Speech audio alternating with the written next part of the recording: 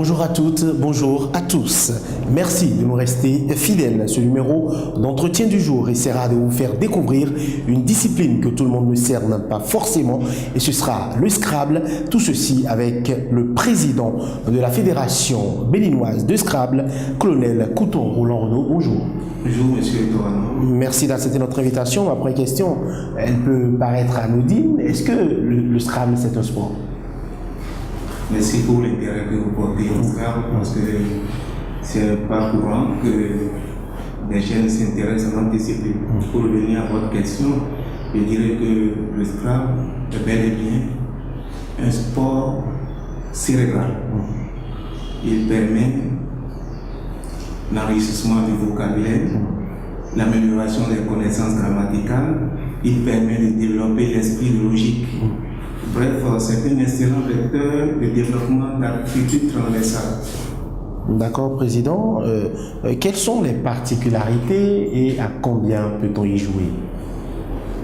Bon, le Scrabble, beaucoup de gens le pratiquent en famille, mais ils ne savent pas souvent qu'il existe une fédération internationale de Scrabble qui organise chaque année des championnats nationaux.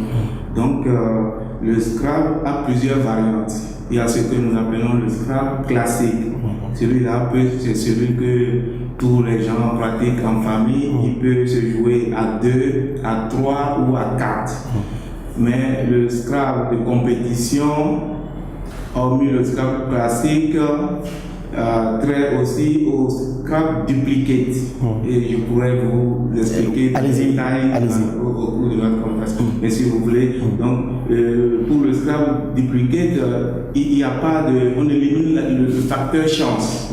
Parce que pour le classique, c'est 2 joueurs ou 3 ou 4 qui sont face à face. Il y a 102 jetons. Les jetons ont des cotations. Absolument. Et le but du jeu, c'est qu'à la fin des 102 jetons, celui qui a le plus de points est le gagnant. Voilà. Vous vous rendez compte bien que quand vous faites les pioches dans le jeton, il faut avoir parfois un petit facteur chance qui vous permet d'avoir de bons jetons. C'est ça le classique. En même temps qu'il y a le facteur chance, il y a une stratégie à mettre en place, comme au jeu de dames, comme au jeu d'échecs, pour pouvoir être celui qui a le plus de points à la fin des pioches. Mais le duplicate est une autre variante qui élimine ce facteur chance. C'est-à-dire, s'il y a 100 compétiteurs, chaque joueur est face à sa table avec sa grille individuelle. Il y a l'ordinateur qui tire les jetons. Donc, à tout instant T, chaque joueur a les mêmes jetons. Et vous écrivez le mot convenu, celui que vous estimez être le plus proche de la perfection. Et l'ordinateur vous donne le résultat, c'est-à-dire le mot qui a le plus de points. Et à la fin des 102 pioches, des 102 jetons, donc, on voit celui qui est le plus proche de 100%, et c'est lui le vainqueur. Donc, cette variante duplicate élimine le facteur chance, élimine la stratégie.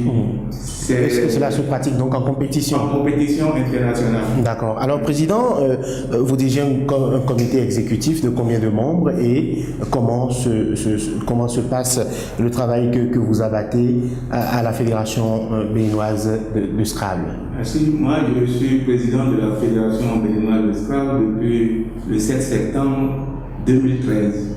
C'est un mandat de 4 ans. Ça veut dire que le 6 septembre de cette année 2017, il y aura de nouvelles élections. Le bureau que je dirige compte 10 membres, y compris le président. Donc nous formons le bureau fédéral. Alors, le Bénin compte combien de pratiquants? Est-ce que vous avez pu numériser le nombre de pratiquants de Scrabble au Bénin? Bon, parlons plutôt de ceux qui ont des licences auprès de la fédération. Parce que comme je vous le dis, ça peut se faire à la maison. Il y a beaucoup qui jouent en famille, qui ne savent pas qu'il y a une fédération qui peut les assister techniquement. Ils ne savent pas qu'il y a des championnats nationaux, qu'il y a des championnats du monde internationaux. Donc ceux qui sont vraiment affiliés à notre fédération il y a environ 150 personnes, surtout l'étendue du territoire national. Oui, d'accord. Vous êtes affilié à la Fédération internationale de Scrabble? Tout à fait. Depuis combien d'années? Depuis l'an 2000. Depuis l'an 2000, ça fait la 17e année. La 17e année. Vous avez l'habitude de participer à des compétitions internationales. Dites-nous, quel bilan vous faites des dernières compétitions internationales que votre comité a pu rallier? Bon, nous sommes reconnus par le ministère de la Jeunesse et des Sports depuis 1999, affiliés donc à la Fédération internationale de Scrabble depuis 2000. Et depuis lors, nous avons participé à une douzaine de championnats nationaux. Depuis ma prise de fonction en 2013, nous n'avons pas raté encore un championnat du monde. Et parlant de nos prestations, elles ne sont pas mauvaises.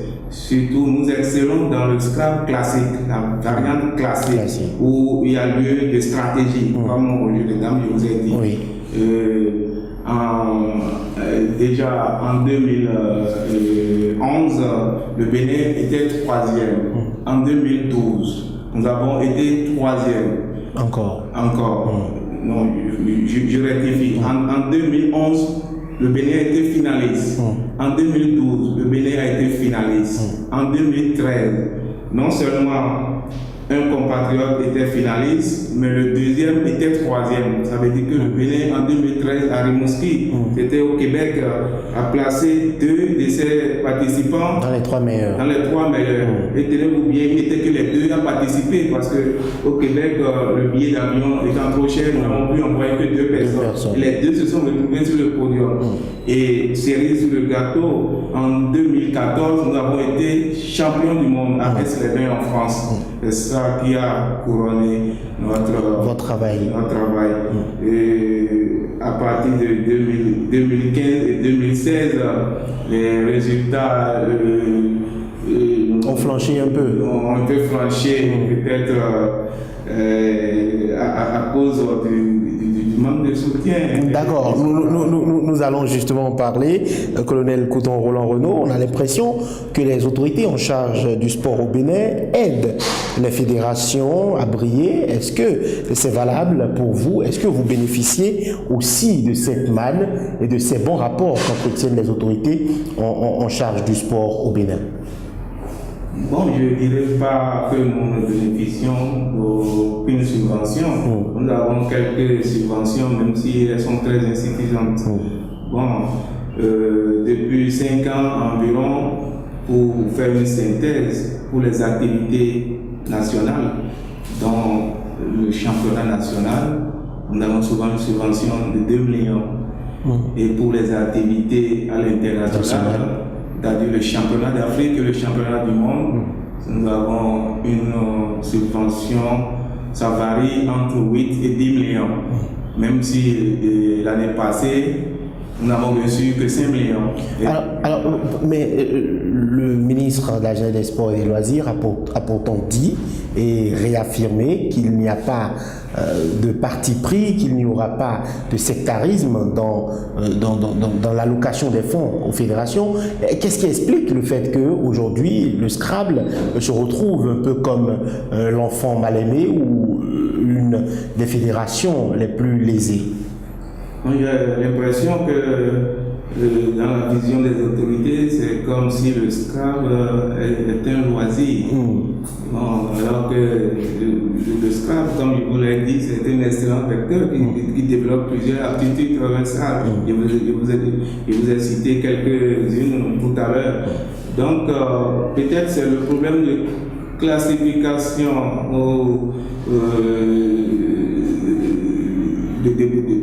du Scrabble. C'était aussi par rapport aux sponsors.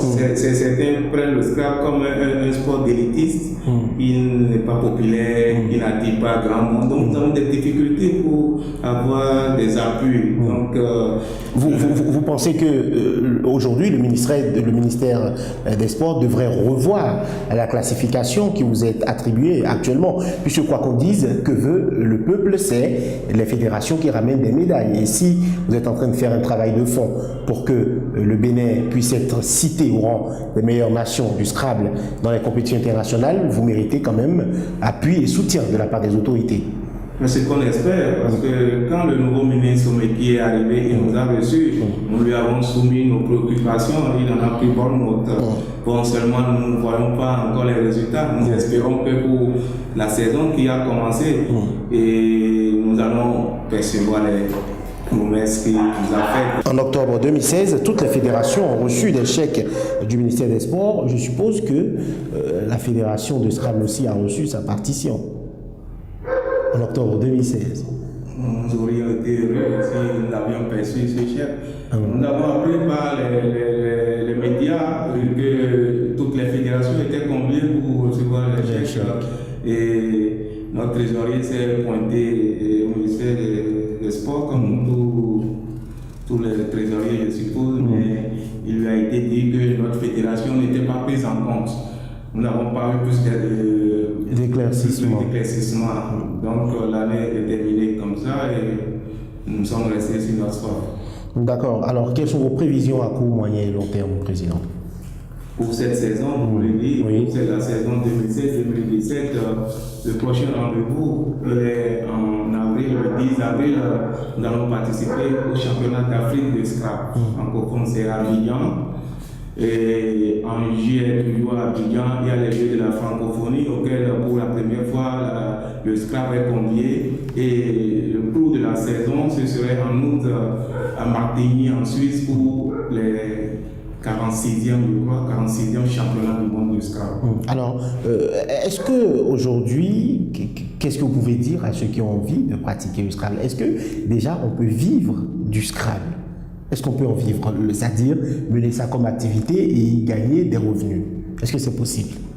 Ce serait très compliqué pour nos pays africains. Vous savez, en Europe, il y a des gens qui sont des professeurs de Scrabble, du Scrabble.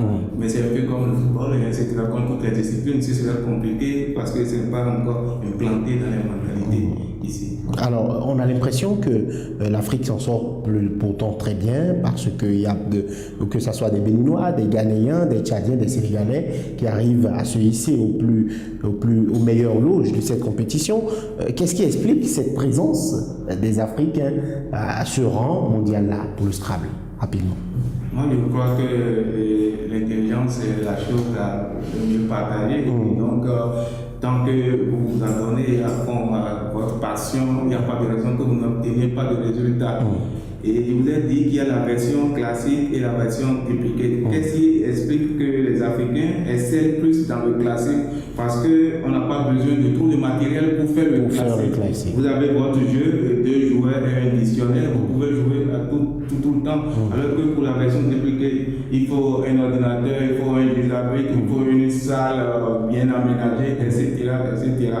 Donc, je crois que puisque ce n'est pas le Bénin seul qui a des problèmes de financement du Scrabble, c'est un peu partout, même très peu de pays sont souvent candidats pour organiser les championnats d'Afrique parce qu'il n'y a pas d'accompagnement.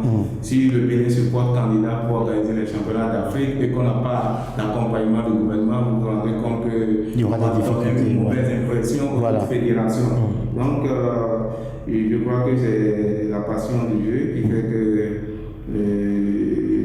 les Africains essaient au niveau international et je souhaite vivement que cette passion soit encouragée. Merci beaucoup. Je rappelle que vous êtes le colonel Couton Roland Renaud, président de la Fédération béninoise de Scrabble. Merci de nous avoir suivis. À très bientôt sur SICA.